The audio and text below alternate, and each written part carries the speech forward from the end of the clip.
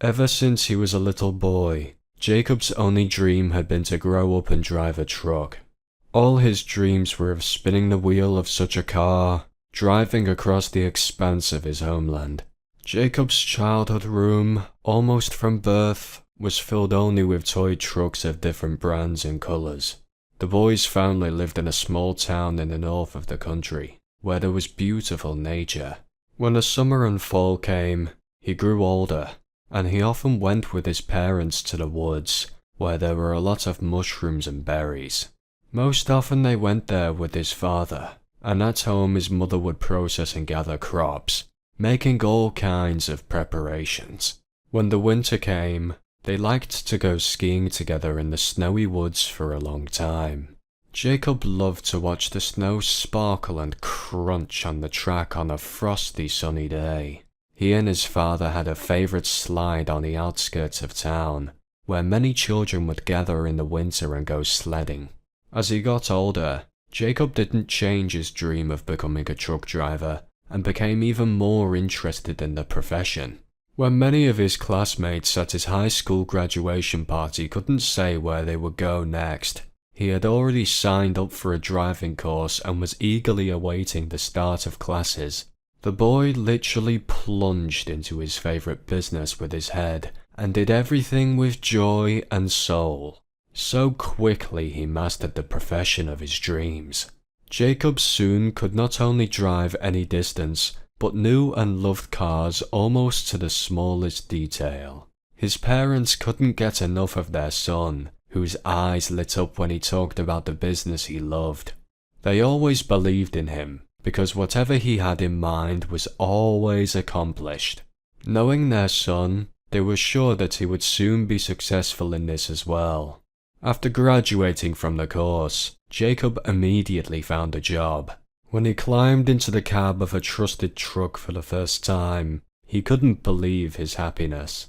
Now he wasn't pulling the toy car by the rope as he had done when he was a child. He was a part of this huge machine. The boy was happy to operate the car.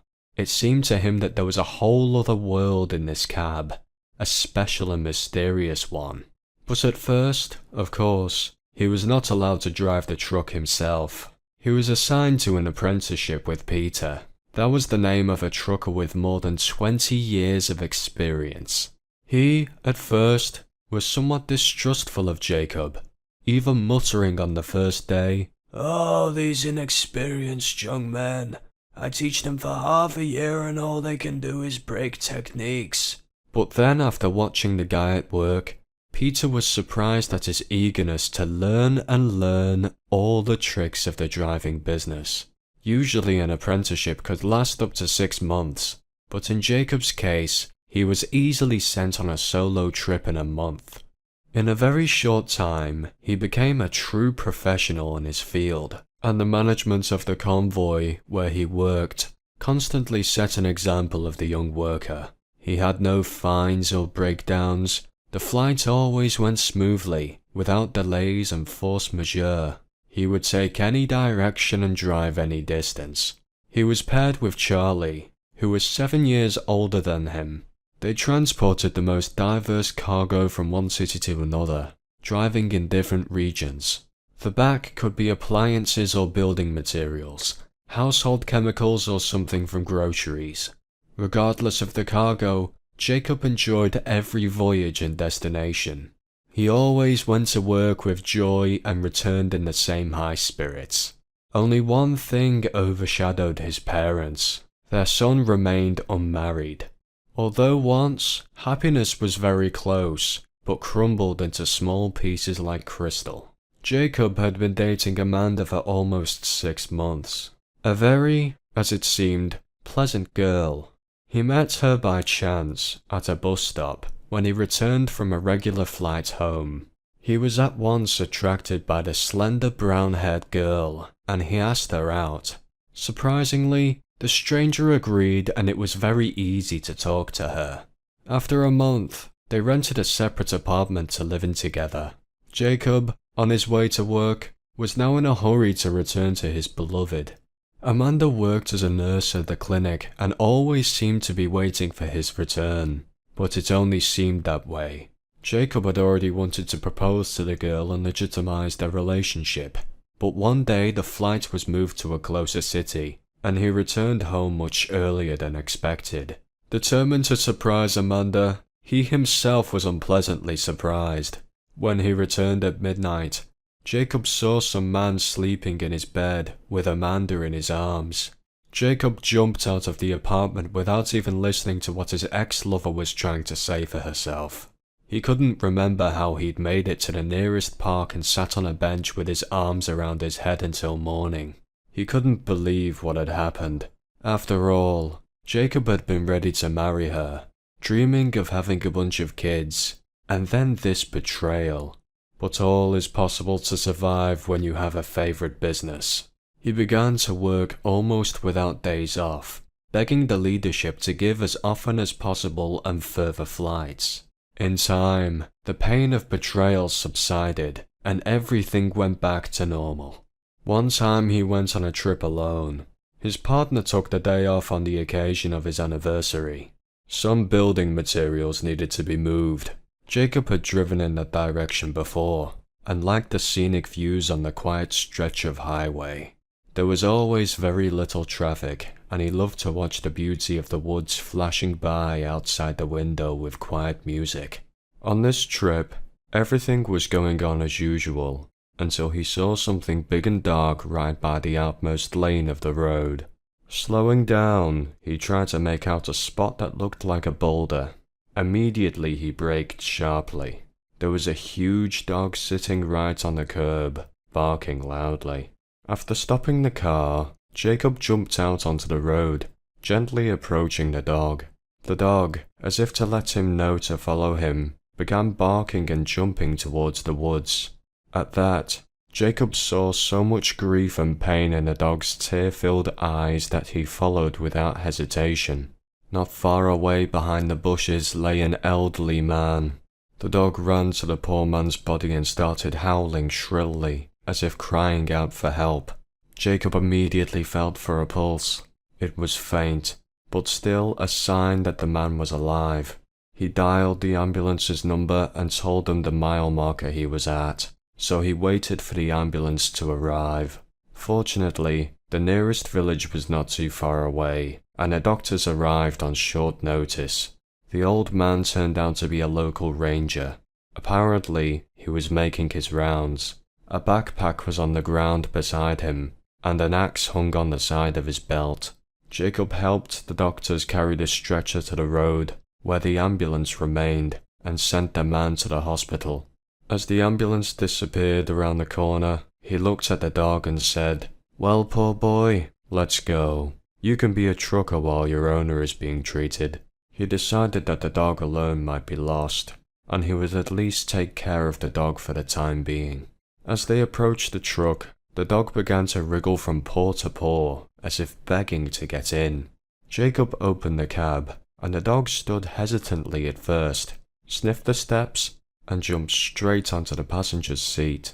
The rest of the way, the dog sat almost motionless. Staring into the distance, it seemed to be thinking about something sad, and occasionally whimpering pitifully. Jacob assumed the poor dog was whining for his master, so he patted him on the withers and said, "Well, don't grieve, my friend.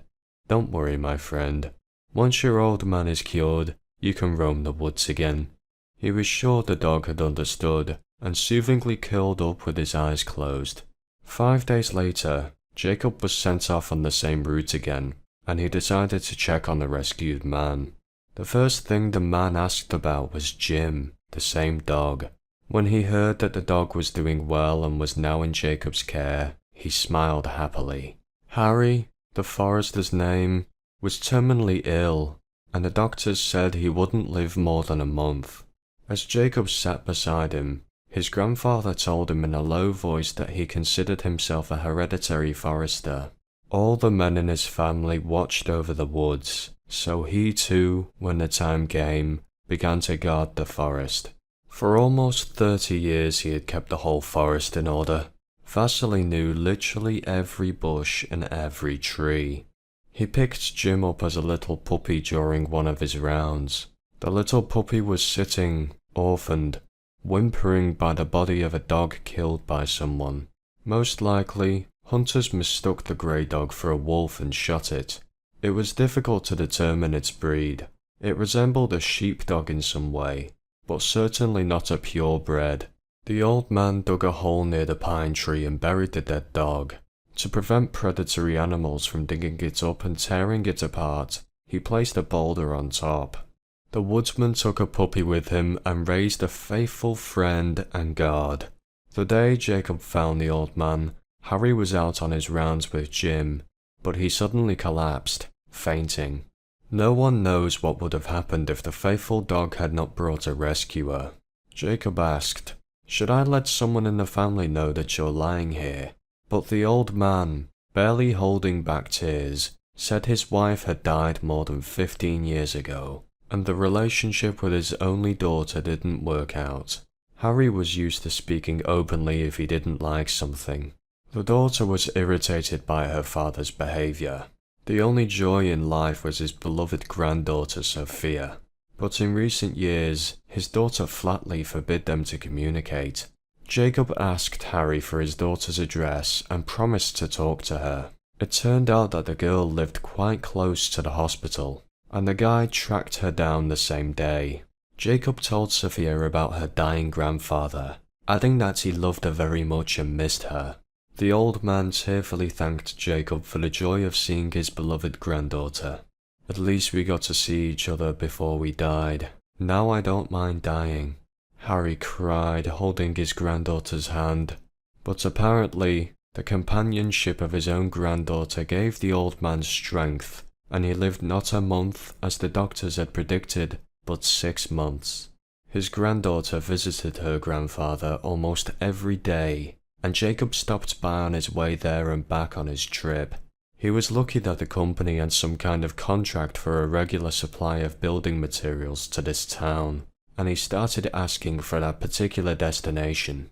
At first, the reason was a dying old man, whom he felt very sorry for. Then, after getting to know his granddaughter, he began to catch himself thinking that he really wanted to see her. The girl turned out to be very kind and outgoing. They easily found common topics of conversation with Jacob, and after meeting only a couple of times, they felt as if they had known each other all their lives. Even when Harry died, Jacob kept coming to this town, and there were strong feelings between him and Sophia. They called each other every day and looked forward to seeing each other. A couple of months after the forester died, Jacob, returning from a trip, took Sophia to his town and introduced her to his parents. That same evening, sitting at the feast table, he proposed to Sophia, which brought tears of joy to his mother's eyes. Jacob's parents really liked Sophia and were happy to have her as their daughter-in-law. The wedding was a modest family affair. After the wedding, they had a table at a small, comfortable cafe where they happily celebrated the event. The newlyweds settled in Jacob's rented apartment, but 6 months later they moved into a new, spacious 2-bedroom apartment taken on a mortgage. They took this step after learning that they would soon become parents, realizing that living with a baby in a 1-room apartment would be cramped. In due time, the couple had a baby boy who was named John. Another 1.5 years later, an exact little copy of Sophia, daughter Emma, was born. The parents could not be more happy about their grandchildren. After all, they already thought that after Amanda's betrayal, their son would never get married. But heaven heard their prayers. In such a short time they had a beautiful, loving daughter-in-law and 2 wonderful grandchildren. Jim the dog stayed with Jacob and his family. Now the dog faithfully guarded the baby's sleep, crying out for help as soon as one of them woke up.